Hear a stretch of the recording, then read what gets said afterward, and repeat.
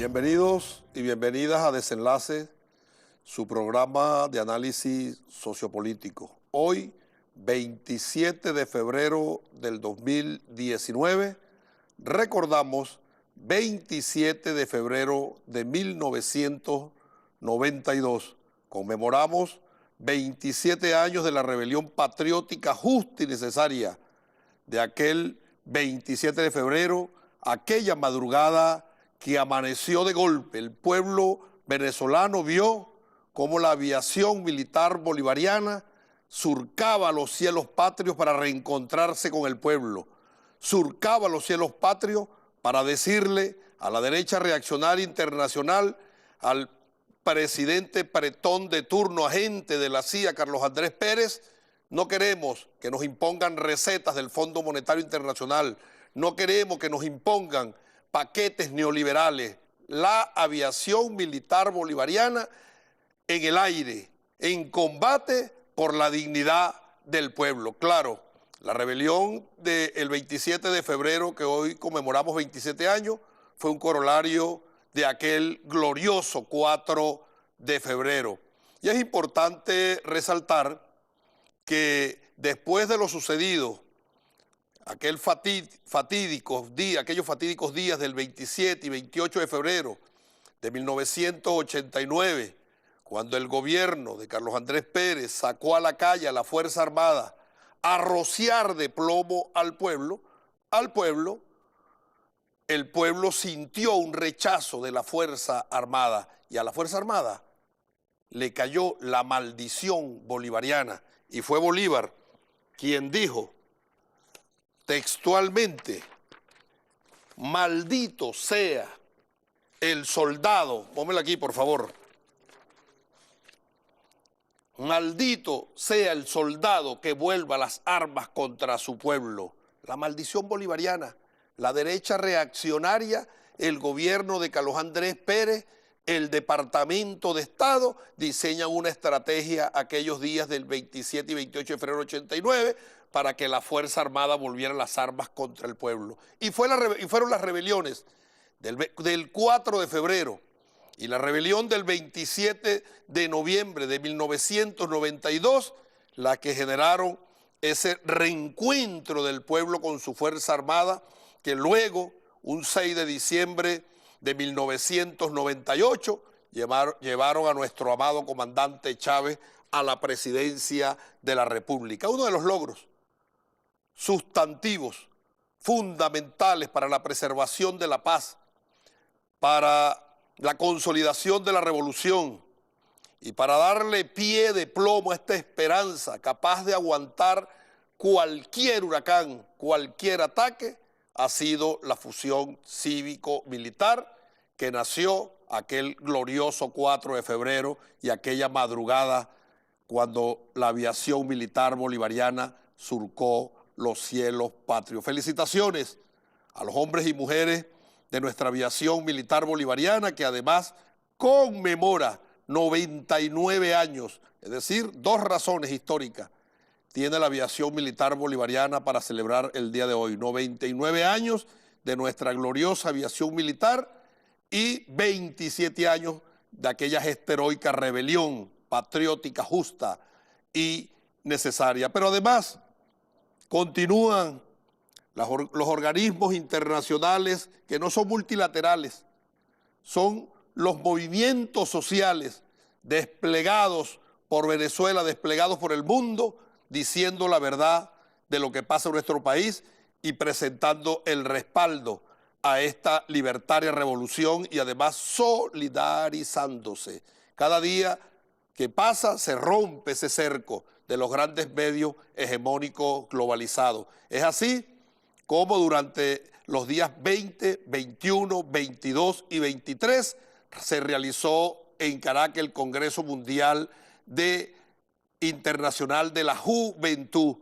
Mes de noviembre, repito, durante los días 20 al 23, Venezuela fue sede de ese Congreso Internacional donde jóvenes y estudiantes debatieron bajo el lema por la paz y la solidaridad. Allí estuvo contamos con la presencia de 282 delegados internacionales de 28 países a conocer la realidad de lo que pasa en nuestro país, a debatir, a discutir, a conversar, a compartir ideas con 1.500 delegados venezolanos. Nuestro compañero presidente Nicolás Maduro estuvo presente en el acto de clausura que coincidió con el día de su cumpleaños y con mucho amor, con mucho afecto, con mucho fervor revolucionario. Los jóvenes le colocaron una torta para que la picara allí y le cantaron el cumpleaños feliz, larga vida, salud y fortaleza para seguir llevando el timón de este barco que se llama Venezuela. Así que al recordar la celebración del Congreso Internacional de la Juventud, también felicitamos a nuestro compañero presidente Nicolás Maduro. El compañero presidente Nicolás Maduro, él colgó en su cuenta el siguiente video. Escuchemos el video que colgó en su cuenta el compañero Nicolás Maduro.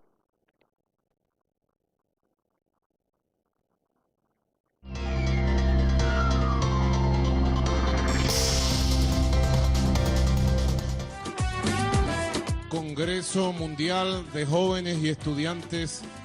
Hoy coincidió la clausura con mi cumpleaños. Este es el mejor regalo, la alegría de la juventud.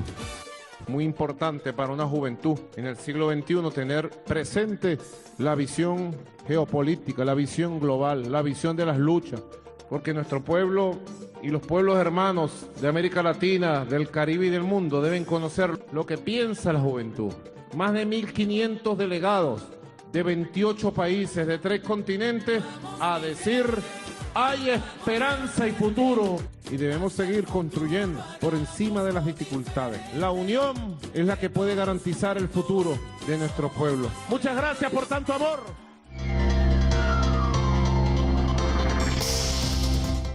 Asimismo, la marea roja colmó las calles de Caracas porque el día 25 de noviembre las mujeres revolucionarias, el pueblo de Venezuela, salió a la calle a conmemorar el Día Mundial de la No Violencia.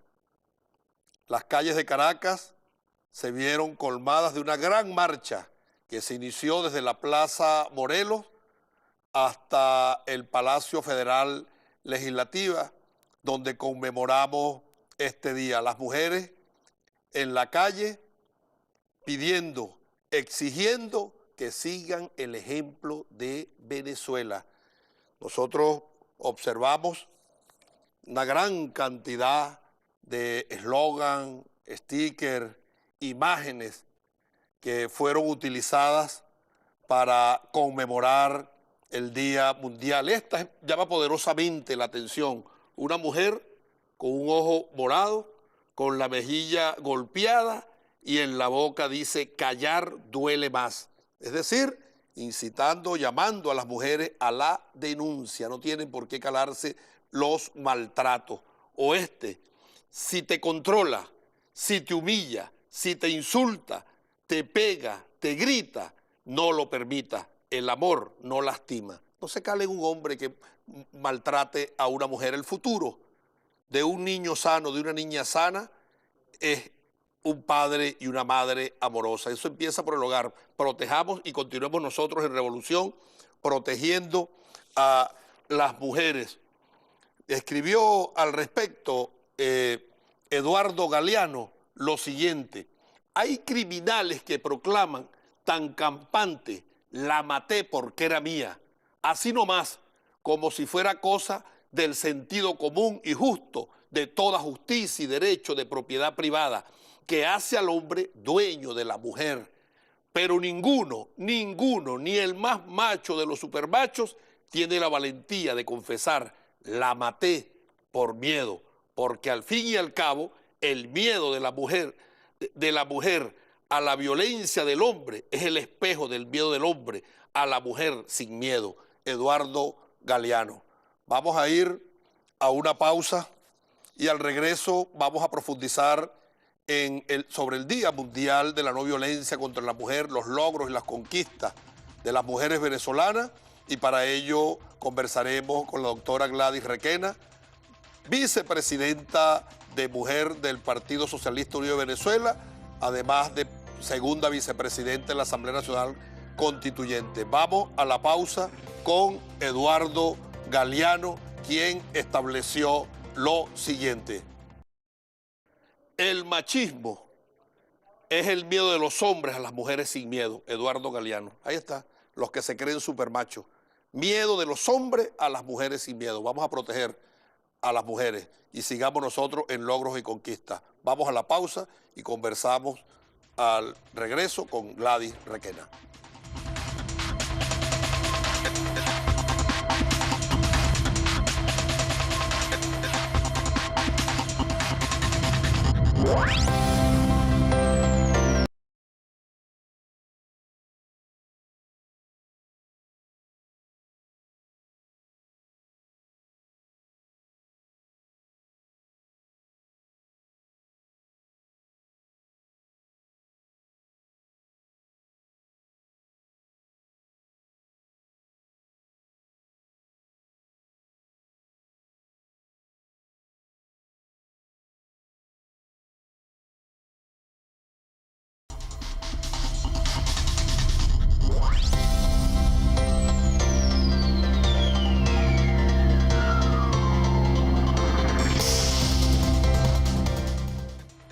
Bienvenida Gladys Requena a su programa Desenlaces.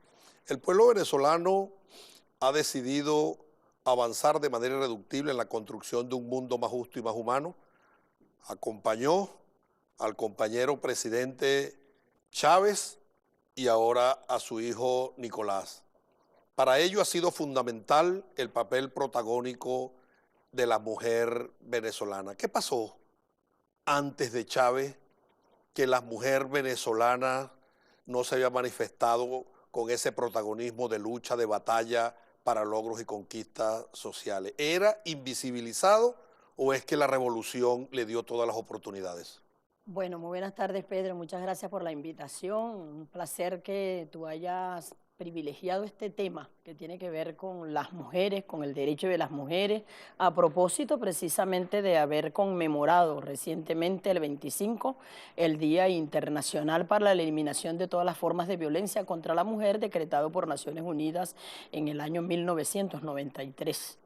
Desde el 75 comienza todo un proceso de conferencias y de buscar la manera a través de los organismos internacionales de generar políticas de Estado, de gobierno y de pueblo organizado para favorecer los derechos de las mujeres. Y entre ellos el tema de la violencia contra la mujer, y por eso es que se conmemora, no se celebra el 25 de abril, porque la conmemoración es producto de hechos trágicos ocurridos antes. Las hermanas Machado de República Dominicana. Bueno, desde 1908, porque en 1908 Estados Unidos, en una fábrica textil, 40.000 mujeres hicieron una huelga por mejores condiciones de trabajo, por reducción de la jornada, por todo el tema del maltrato infantil, en fin, y fueron asesinadas, quemadas dentro de la ¿Cuántas fábrica. mujeres? 100 mujeres fueron. En la Tierra de la Libertad. En la Tierra de la Libertad. Luego, eso fue en 1908.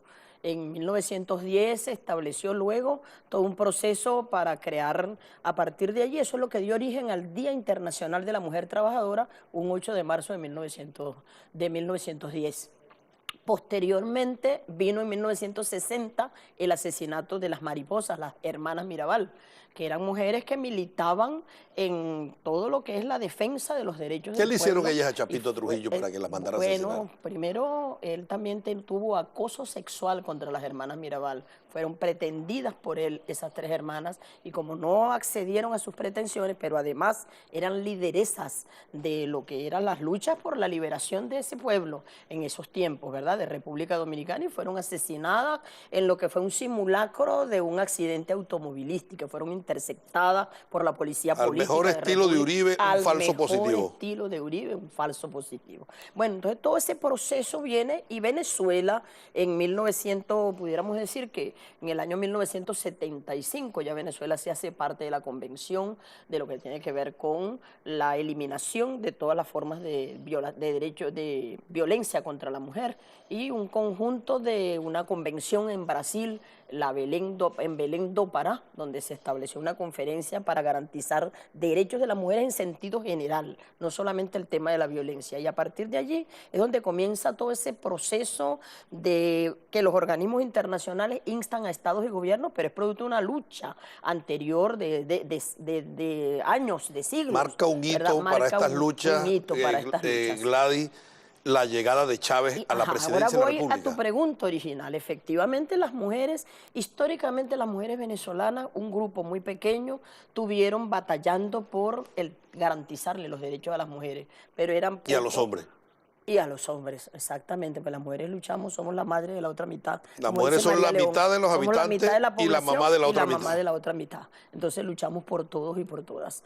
Y es precisamente con Hugo Chávez, esos fueron esfuerzos sostenidos desde la Cuarta República, pero que tuvieran poco trascendencia, porque no hubo gobiernos proclives a la visibilización de las mujeres, ¿a qué obedecía a garantizar eso, el derecho de las mujeres? Bueno, al machismo, al patriarcado, al modelo capitalista que invisibiliza a las mujeres, a la misoginia, que es una característica, que es el odio a las mujeres. Dicen que eso se forma en el hogar. El desprecio a las mujeres, eso no se forma en el hogar, eso se forma en los sistemas políticos. El fascismo es el padre del patriarcado, es la transculturización, es el padre del patriarcado, y el patriarcado es el padre del capitalismo. No, pero te digo lo del hogar, Gladys, porque entonces en el hogar le dan tareas subalternas a las mujeres y le generan un rol de sumisión y de atención a los hombres, y con ello ponen a las mujeres en un nivel bajo y a los hombres los elevan en un pedestal. Porque el modelo capitalista, a través de la educación, perpetúa patrones, roles de conducta. Y el machismo y el patriarcado es inherente a ese modelo.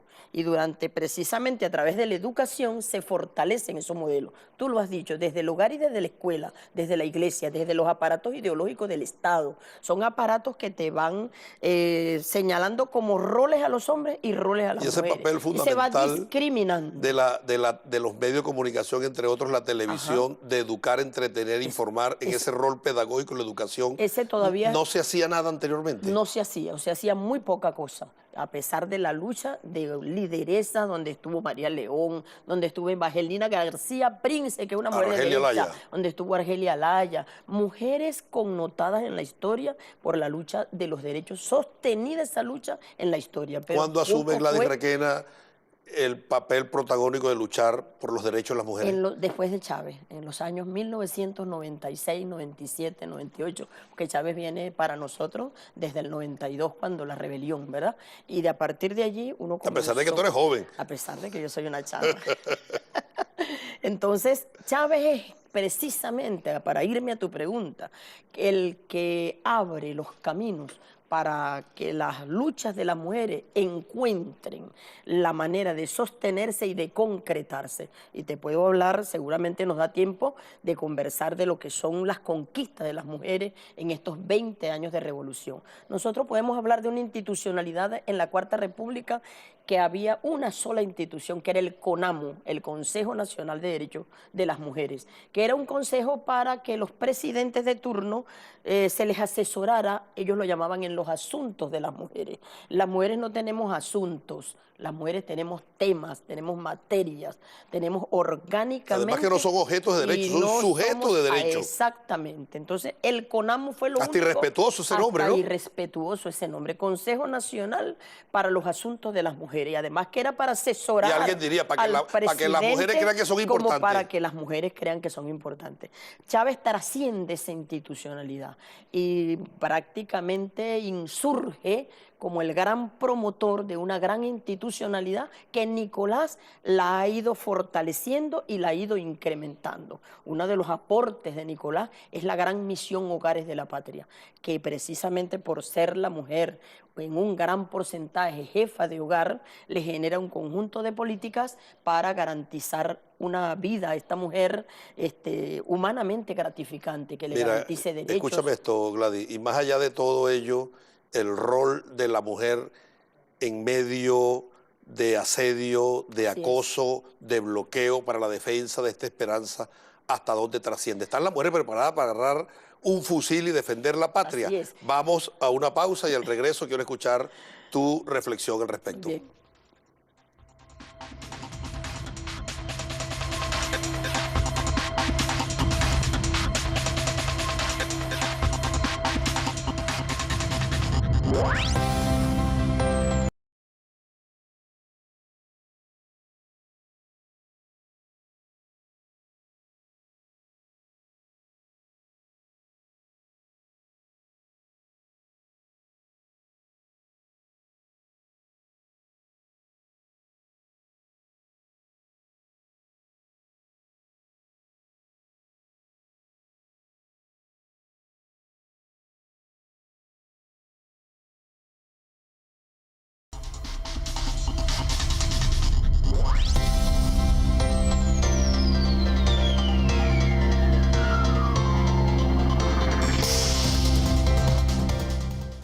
Continuamos conversando con Gladys Requena, vicepresidenta de Asuntos de la Mujer del Partido Socialista Unido de Venezuela. Gladys, quedó una interrogante al aire. Ese papel protagónico de las mujeres en medio de la coyuntura política que estamos viviendo, donde hay un asedio permanente, donde el imperio criminal y genocida dice que no descarta posibilidad sobre la mesa, y entre ellas una intervención militar. Las mujeres venezolanas están preparadas para empuñar un fusil en defensa de la integridad territorial, de la soberanía y de esta esperanza. Claro que las mujeres venezolanas estamos preparadas para defender la revolución en el terreno que sea. Y el terreno militar es uno. Y te lo indica la presencia importante, privilegiada y connotada de una gran cantidad de mujeres milicianas. En esos 3 millones de milicianas se destacan cantidades. ¿Tú sabías que la de mayoría mujeres. de los 3 millones de milicias son mujeres? Bueno, ese número no lo tengo preciso, pero de bueno que me deje ese dato. Yo he estado interesada en conocer si en verdad es superior. No sé. Superior no, las mujeres. Si tú lo estás diciendo es porque ya Y está. Gladys Requena está encuadrada como miliciana para la defensa de la patria. Preparándome para eso. Pronto voy a recibir pasando una cancha con la Dirección Nacional. Uniforme, he hecho mis ejercicios. Vengo desde el año 2009 en los cuerpos de combatientes, cuando el comandante Chávez lo inició con los ministerios y las servidoras y servidoras. Era yo directora del Ministerio de la Mujer en La Guaira en ese tiempo y tuvimos todo nuestro ejercicio de los cuerpos de combatientes. Pero me he planteado hacer mi curso que debo hacer como miliciana para poder incorporarme al cuerpo de milicia de Venezuela. Pero además las mujeres, Pedro, vamos a defender la revolución en el terreno que sea, porque tenemos sobradas razones para defenderla. Las conquistas que las mujeres venezolanas, chavistas y no chavistas, tenemos en estos 20 años de revolución, se pierden de vista en comparación con los otros años de desgobierno que ha habido en Venezuela. Entre ellos, todo un panorama legislativo que nos protege. Desde la Constitución, artículo 21 que declara la igualdad entre hombres y mujeres. Artículo 23 que le da el derecho a la mujer a tener los hijos que desea y a planificarlos con su compañero. El artículo 88 que genera el valor agregado del trabajo en el hogar. Y así por el estilo en la Constitución, pero además un conjunto de leyes, ley de la maternidad y la paternidad responsable, ley de parto humanizado, ley de lactancia materna, la ley orgánica del trabajo, todo un capítulo dirigido a las mujeres y además toda una institucionalidad que hemos conquistado desde tener un Ministerio del Poder Popular para la Mujer, que en muy pocos países del mundo existe un Ministerio del Poder para las mujeres. Y además en el Poder Judicial, todo el tema de la violencia se combate judicialmente porque existen tribunales, fiscalía, defensoría y todo eso ha nacido en revolución. Tú sabes que yo he escuchado por allí que estos derechos, logros y conquistas de las mujeres, entre otras a propósito de la conmemoración del Día Internacional de la No Violencia, existen componendas con jueces y fiscales para que a la hora de la ruptura de una relación sentimental le dicen mételo por violencia,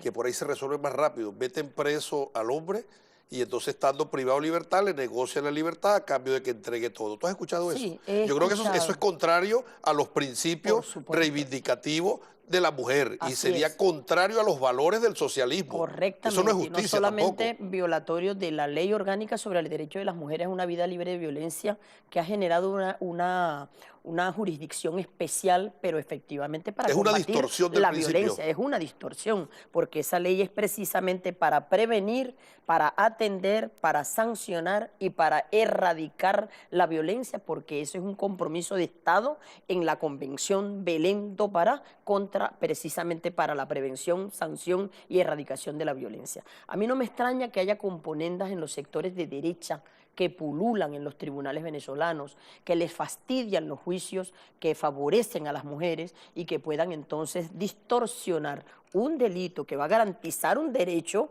convertirlo entonces en un O una mujer procedimiento. que O el también, hombre entonces se pone de acuerdo con un juez, una fiscal, exactamente, y la saca de su casa con sus hijos, así es. porque entonces la Violencia justicia... patrimonial Sí, pero es esa. la justicia en revolución es justicia. Sí, señor. Y resulta que se la tuerce el dinero. Exactamente. Tenemos que decir aquí que es un gran desafío, Pedro.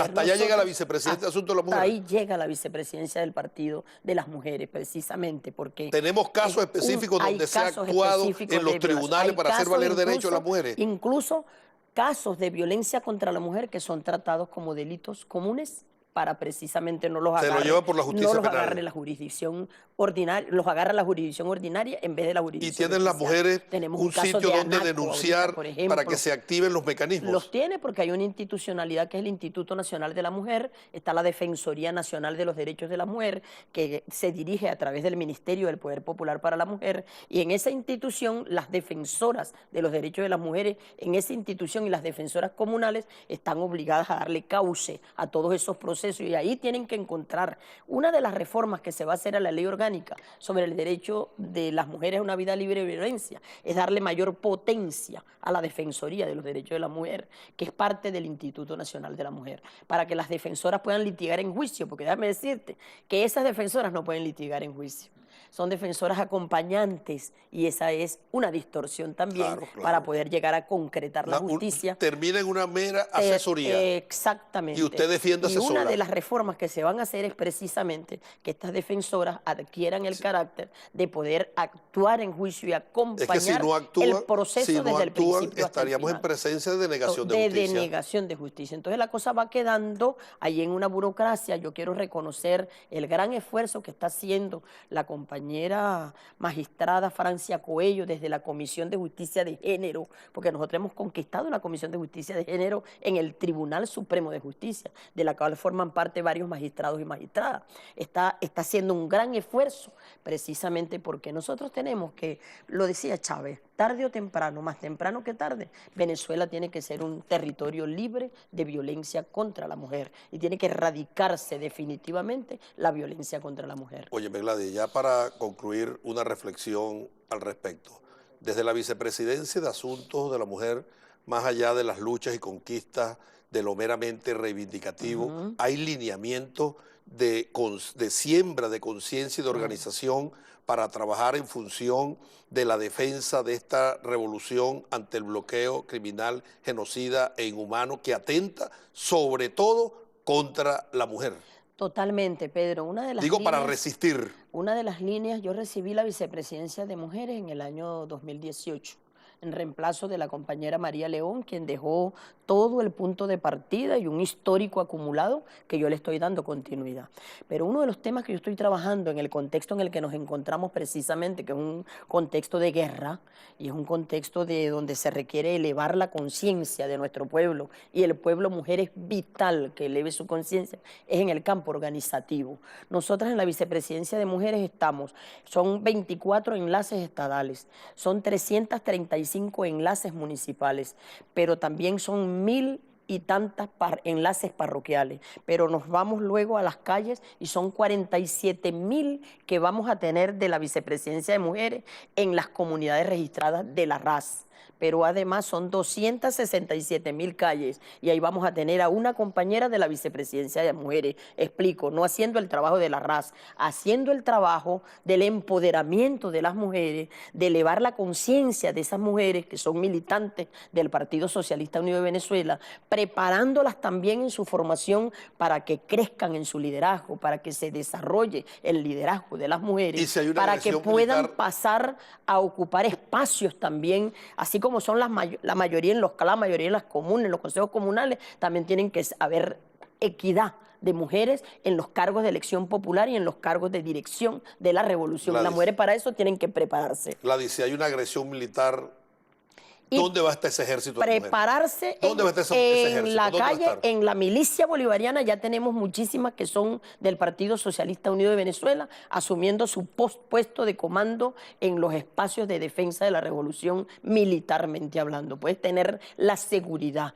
que así como han estado en los CLAPA, así como están en los CPT, en los Consejos de Producción de Trabajadores, así como están en la Gran Misión Abastecimiento Soberano, así como están en los Hogares de la Patria, así van a estar en el territorio, en los espacios que se diseñe desde el punto de vista del esquema militar, incorporadas a su rol de defensa integral de la patria en las diferentes tareas que la defensa integral de la patria demandan. Ello da fe de que Venezuela vive evidentemente una revolución por el papel protagónico de la mujer venezolana. Gracias, Gladys, Gracias a ti, por Pedro, por la acompañarme invitación. en esta conversación. Vamos a una pausa y volvemos con los desenlaces que están duros y curveros. No se los pierdan.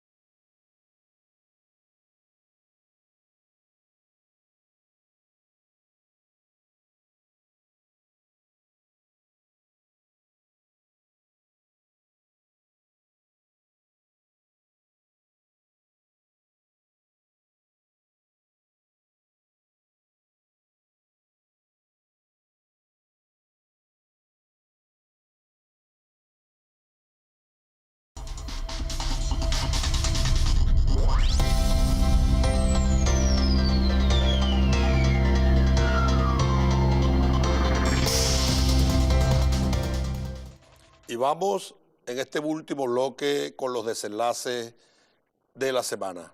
Vamos con el primer desenlace.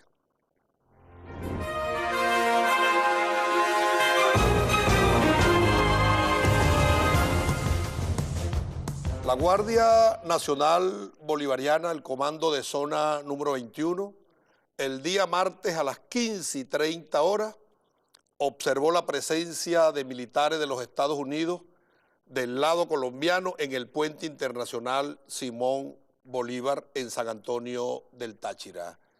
Los efectivos que estaban de guardia, de observación internacional en el puente, elaboraron el informe y reseñan que militares uniformados de los Estados Unidos, quienes observaban el paso peatonal en ambos sentidos, eran orientados por un general de Colombia.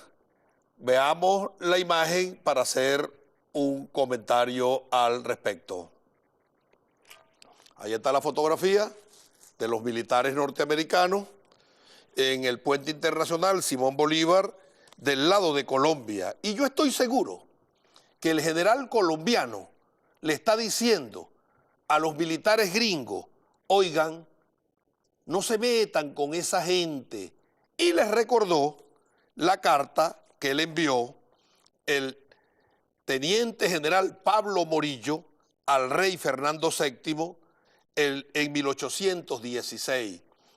Le dice Pablo Morillo a Fernando VII, que se lo está diciendo el general colombiano a los gringos, el americano no quiere ser gobernado por nadie, a menos que sea jefe de su país. No obedece a ningún europeo, sobre todo si es español, o si le obedece, no es sino aguardado por la ocasión de sacudir el yugo. Cada provincia de América quiere ser gobernada a su manera. Lo que es bueno para el virreinato de Santa Fe no es conveniente para Venezuela, aunque sean limítrofes. El habitante de Santa Fe ha mostrado timidez, el de Venezuela audaz. Oiga lo que dice, malvado y sanguinario. En el virreinato se escribe mucho y los jueces están abrumados de trabajo. En Caracas, al contrario, se terminan las disputas por medio de la espada. De aquí la diversa clase de resistencia que hemos encontrado en los países. Aunque una cosa se parecen ambos, es en la disimulación y la perfidia. Probablemente los habitantes del virreinato no nos habrían resistido con tanta obstinación si no hubieran estado ayudados por los venezolanos. Lo reconoce Pablo Morillo. Por igual motivo ha sido que Cartagena se ha sostenido tanto tiempo contra nosotros. Al lado derecho de los márgenes del Magdalena han dado algunos combates. Lo que más se han distinguido en ello han sido igualmente los venezolanos. La estéril provincia de Antioquia nos ha declarado una guerra a muerte por 2 ocasiones y han cerrado el paso de sus montañas. Los venezolanos han sido los que a ellos la han excitado. Santa Fe ha tomado las resoluciones más desesperadas en virtud de las insinuaciones de los emisarios de Venezuela. En una palabra, todo en la lucha actual es obra de ese maldito pueblo. Así le dice Pablo Morillo a el rey Fernando VII. Yo estoy seguro que eso es lo que le estaba diciendo el general colombiano a los militares norteamericanos. En 2 palabras le estaba diciendo, tú estás viendo ese territorio que está ahí del otro lado del puente, eso se llama Venezuela. ¿Sabes qué? No te metas para allá porque te van a joder. Vamos al segundo desenlace.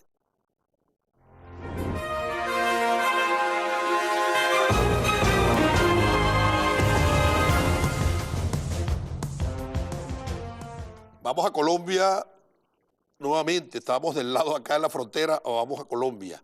El embajador de Colombia en los Estados Unidos, Francisco Santos, conversa con Claudia Blum, canciller designada, y en esa conversación Claudia Blum le solicita a Santos algunas recomendaciones para su manejo con respecto a la situación política internacional.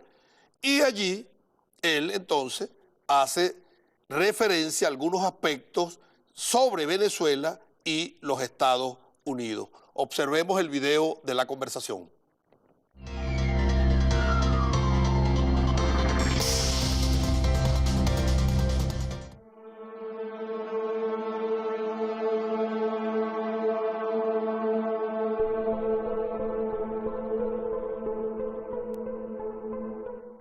Ahorita viene un venezolano para que hables con él. Sí. De una vez, lo van a pasar ya. ¿Qué? Sí, los saludes y están en contacto. Porque vas a tener que hablar con él permanentemente. No, yo sé. Pero bueno, entonces, quiero hablarte de Estados Unidos, te hablo de Venezuela, te hablo de Europa, pero mirando y después de la Cancillería. Aquí, el Departamento de Estado, que era importantísimo, está destruido, no existe. No existe. Parece una ONG. Quien está manejando hoy toda la relación política es Casablanca.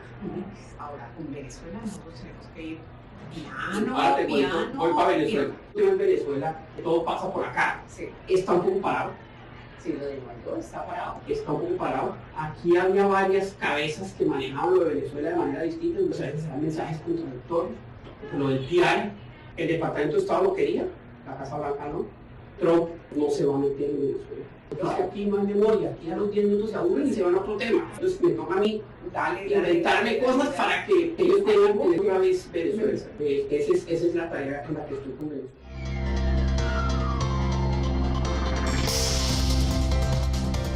Aspectos fundamentales. Primero, confesión de parte de la intromisión de los Estados Unidos cuando él dice lo de Venezuela todo pasa por acá. Es decir, lo monitorea, lo auspicia, lo financia, lo planifica Estados Unidos, ejecuta Colombia. Todo pasa por allí.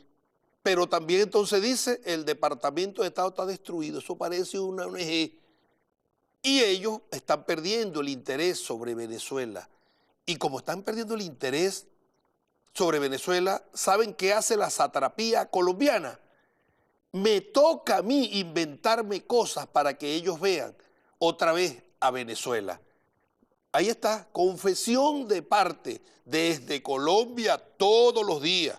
No es únicamente la revista Semana, no es únicamente la presencia del subpresidente en la Asamblea General de Naciones Unidas presentando fotos falsas, es que es una política de Estado, del Estado colombiano, fabricar falsos positivos, fabricar fake news sobre Venezuela. Todos los días lo hacen y lo están haciendo para despertar el interés. Claro, la satrapía colombiana, altamente corrupta, lo hace primero para congraciarse con los Estados Unidos y segundo para seguir recibiendo financiamiento.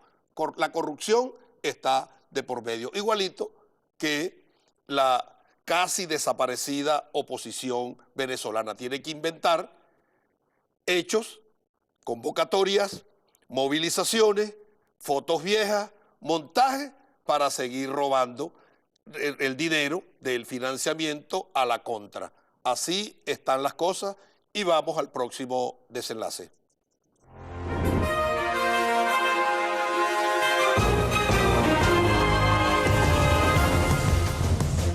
Vamos ahora a Chile, donde el presidente Piñera se niega a obedecer los mandatos del pueblo que está en la calle pidiendo justicia.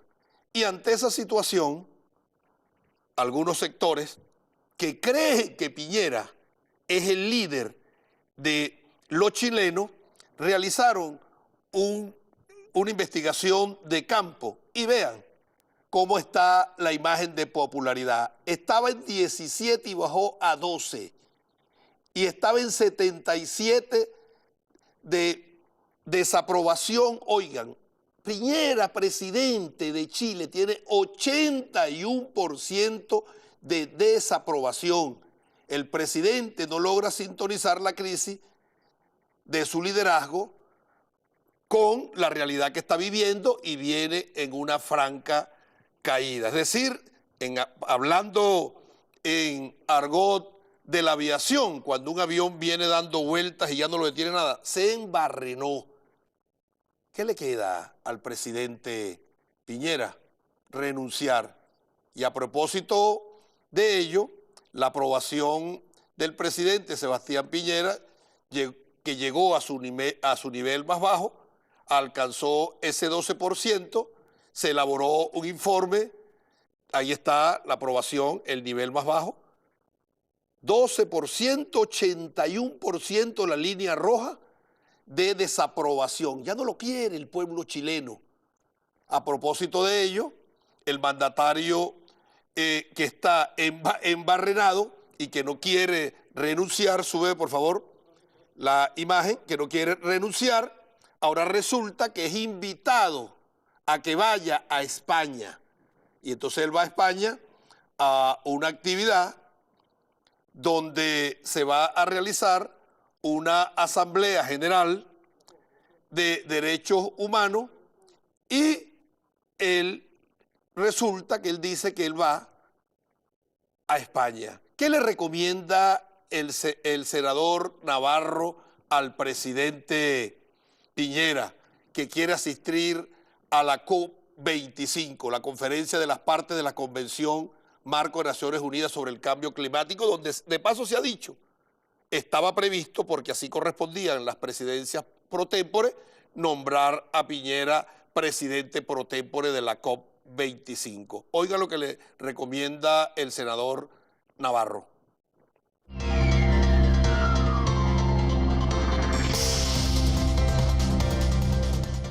Yo espero que no abandone el país porque nadie le garantiza que regrese.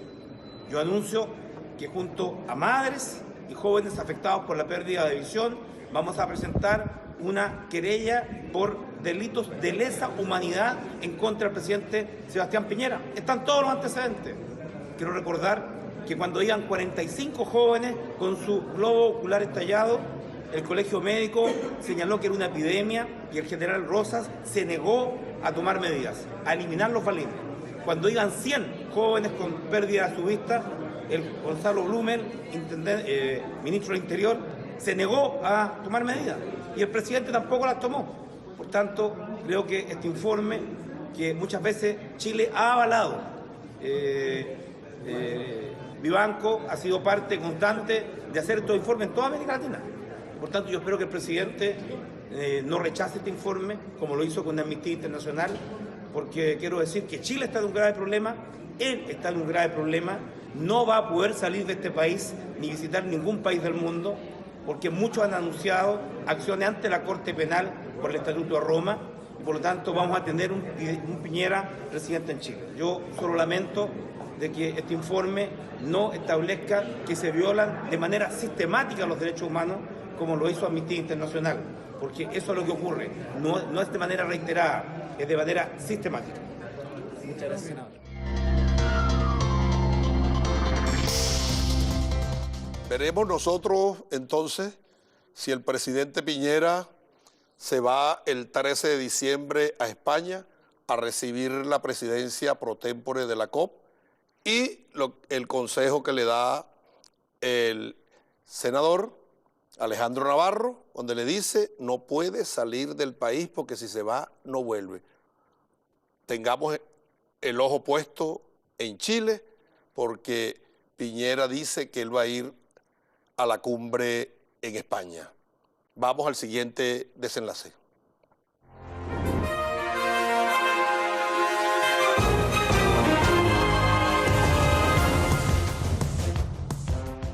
Ahora vamos a los Estados Unidos. Cuando creíamos que lo habíamos visto todo, no perdemos la capacidad de asombro. Ahora resulta que el ex asesor de seguridad nacional de los Estados Unidos, John Bolton, después de haber sido destituido de su cargo y haber desaparecido de la escena política y mediática, aparece en su cuenta tweet informando que él estaba desaparecido porque la Casa Blanca le confiscó su cuenta Twitter y él la recuperó. Colócame por favor el Twitter donde dice John Bolton en plena divulgación. La Casa Blanca, coloca el Twitter de la Casa Blanca, nunca devolví el acceso de mi cuenta de Twitter. Gracias a Twitter por respetar los estándares de su comunidad y devolver legítimamente el control de mi cuenta. Confesión de parte de John Bolton, ex jefe de seguridad de los Estados Unidos, que allí no se respeta la libertad de expresión, que la Casa Blanca le maneja las cuentas a todos los funcionarios, que les maneja el dominio y que cuando entregan los cargos se las confiscan. Lo está diciendo el mismo John Bolton. Ahora, John Bolton, que andaba envalentonado por América Latina, que anunciaba el acabose de la revolución bolivariana, que amenazaba a nuestro pueblo con sanciones, que amenazaba a nuestro digno, valiente y corajudo presidente Nicolás Maduro, que se iba a ir, ahora resulta que no solo se fue, sino que confiesa de manera playidera que recibió una dosis de su propia medicina. Así están los hechos en los Estados Unidos. Vamos al próximo desenlace.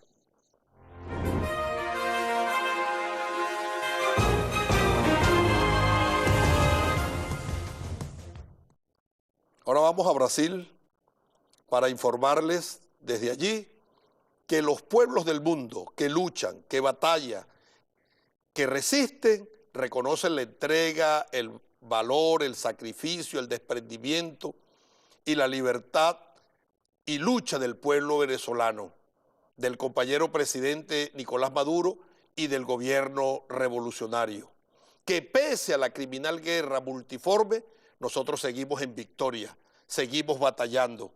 Veamos lo que dice al respecto Luis Ignacio Lula da Silva.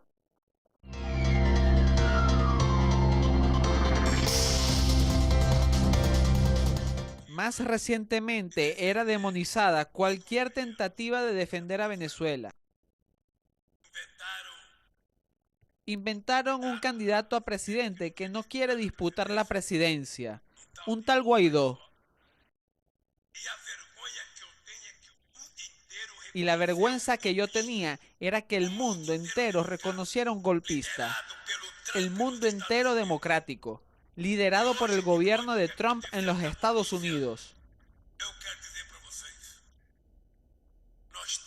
Y hoy, después de lo que vimos en Bolivia, tengo que decirles a ustedes, Debemos tener orgullo de todo lo que resistió el pueblo venezolano para no entregarse, para no doblegarse a los caprichos del gobierno norteamericano.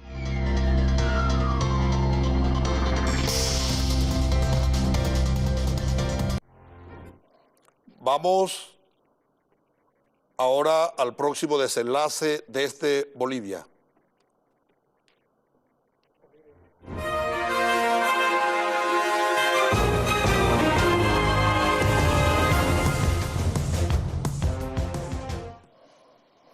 El gobierno de facto boliviano promulgó un decreto ley 1266 que establece el llamado a unas nuevas elecciones.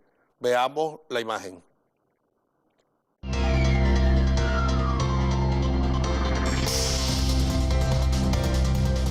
La presidenta autoproclamada de Bolivia, Yanine Áñez, promulgó la ley de régimen excepcional y transitorio para la realización de elecciones generales.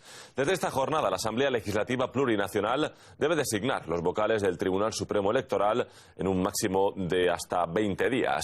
Una vez compuesto, este tendrá 2 días para convocar nuevos comicios. Anteriormente, el documento ya había sido aprobado por el Parlamento tras varias jornadas de negociaciones. La norma establece el saneamiento del padrón electoral, la participación de todos los actores políticos. Se señala también que Evo Morales y su vicepresidente Álvaro García Linera no participarán en el sufragio.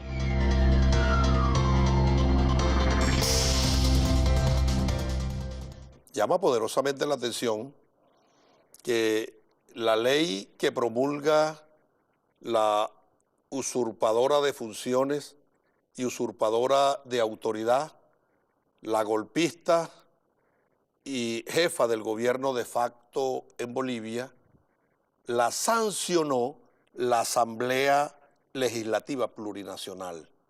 Y al respecto surge la siguiente interrogante.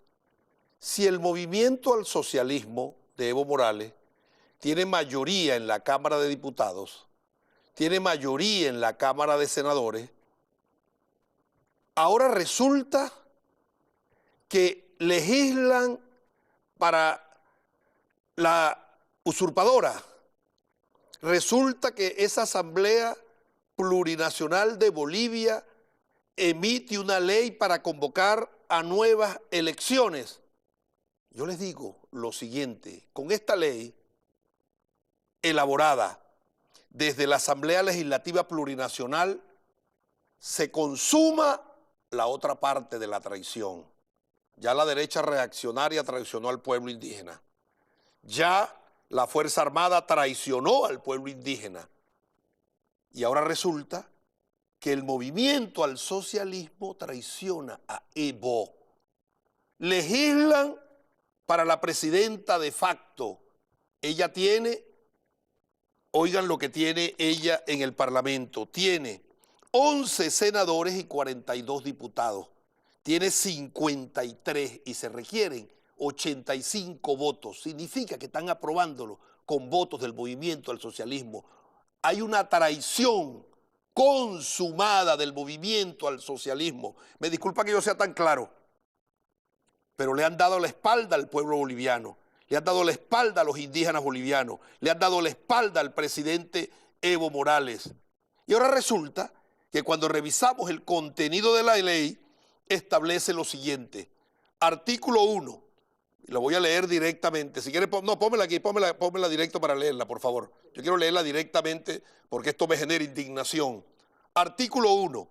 La presente ley tiene por objeto establecer un régimen excepcional y transitorio para la designación de vocales del Tribunal Supremo Electoral.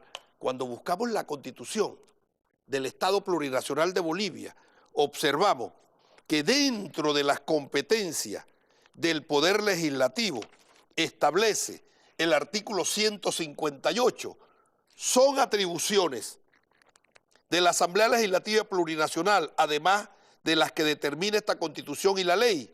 Numeral 4, elegir a 6 de los miembros del órgano electoral plurinacional. 6, porque son 7 y ya uno, que es el presidente o presidenta, lo va a designar la usurpadora, la dictadora.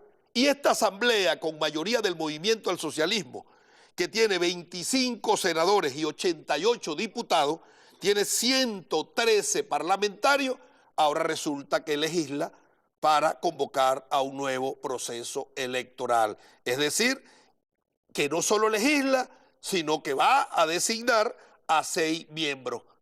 Criminaliza, estigmatiza a los miembros del Tribunal Supremo Electoral anterior. Pero sigo leyendo el decreto.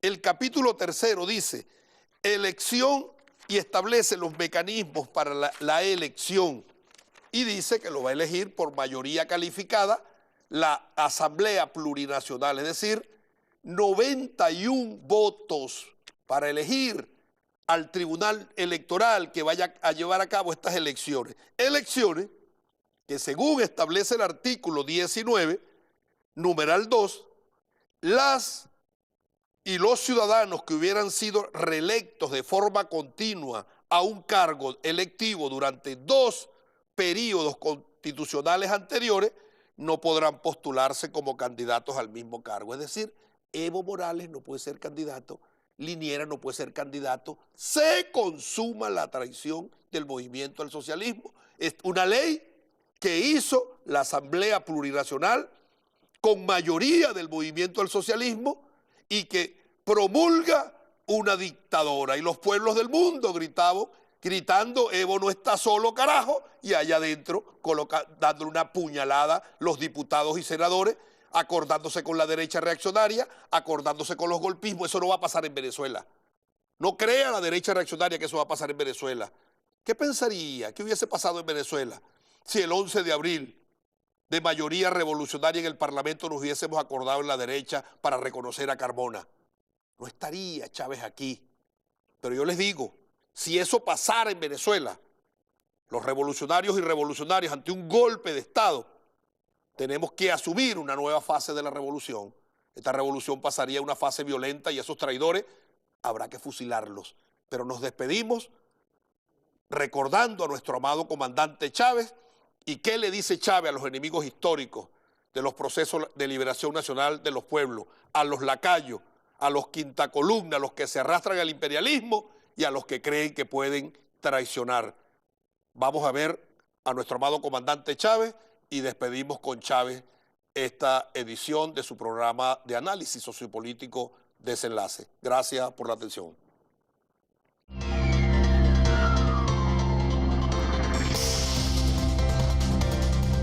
Captamos una comunicación por radio donde se sugiere la idea de que como en los próximos días va a seguir habiendo violencia desatada en Venezuela y que ya Venezuela es un país ingobernable y que se van a declarar 5 repúblicas independientes y todo esto, que la OEA debe ya ir preparando una reunión para aplicarle a Venezuela la Carta Interamericana. Y en el mismo mensaje se dice que la fuerza de intervención rápida de los marines debe estar lista para venir a invadir a Venezuela. Bueno, yo les voy a decir algo. Bastante montaña hay aquí.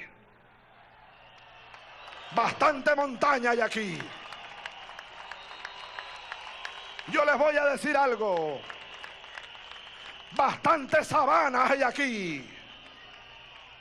Bastantes islas hay aquí. Bastante selvas hay aquí. Bastante tierra hay aquí. Y saben una cosa, bastante pueblo hay aquí.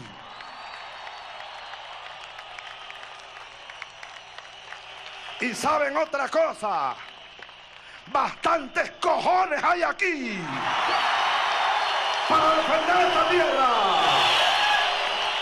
para defender esta patria de cualquier intruso que pretenda venir a humillar la dignidad de esta tierra sagrada de la Venezuela de todos todos nosotros. ¡Carajo!